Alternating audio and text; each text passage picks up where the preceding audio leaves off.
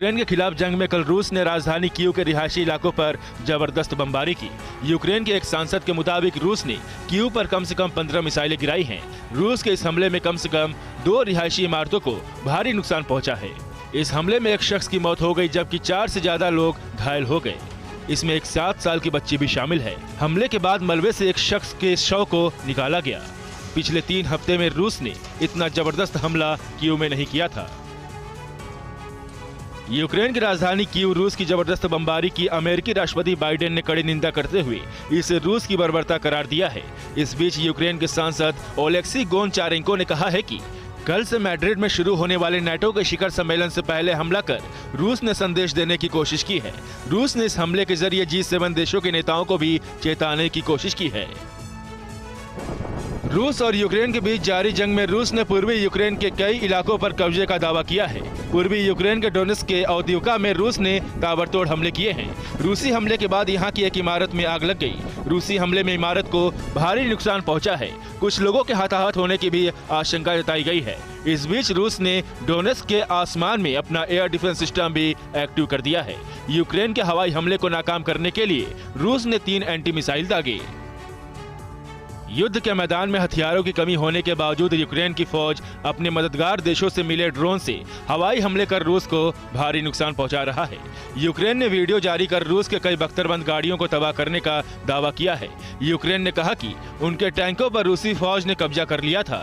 Ukraine ने पूर्वी इलाके में रूसी काफिले पर हवाई हमले का एक और वीडियो जारी किया है जिसमें रूस ने कई T-72B टैंक तबाह कर दिए हैं।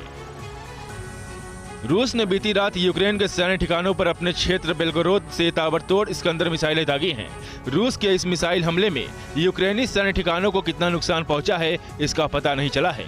उधर पूर्वी यूक्रेन के सेरोडोनेस्क के लिसिचांस्क में भी कल भीषण जंग हुई। रूस ने यूक्रेन के कब्जे वाले इलाके पर भीषण बमबारी की जिसमें यूक्रेन को भारी नुकसान होने की आशंका है। रूस ने कई हफ्तों बाद खार्किव के रिहायशी इलाकों पर भी जबरदस्त हमला किया है। रूसी हमले में 2 महिलाओं की मौत हो गई जबकि 2 लोग गंभीर रूप से घायल हो गए। रूस के मिसाइल अटैक में कई मकानों को भी भारी नुकसान पहुंचा है। जंग के बावजूद कई यूक्रेनी नागरिक यहां डटे हुए थे। राहत और बचाव की टीम लोगों की मदद में जुटी हुई है।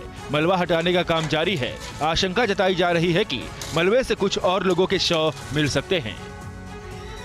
यूक्रेन की परमाणु कंपनी एनर्गोटाम के अधिकारियों ने रूसी राष्ट्रपति पुतिन पर परमाणु आतंकवाद की दहशत फैलाने का आरोप लगाया है। यूक्रेनी अधिकारियों ने कहा है कि न्यूक्लियर प्लांट के पास से जब भी रूसी मिसाइल गुजरता है तो कई तरह की आशंकाएं बढ़ जाती हैं। यूक्रेन का दावा है कि 2 दिन पहले यूक्रेन के एक न्यूक्लियर प्लांट के करीब रूसी मिसाइल गुजरा था।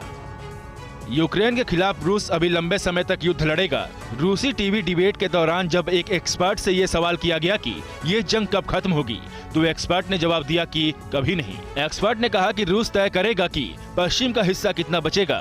इस बीच डेली स्टार अखबार ने क्रेमलिन में अपने सूत्रों के हवाले से दावा किया है कि कैंसर से पीड़ित पुतिन 2 साल से ज्यादा जीवित नहीं रह सकती।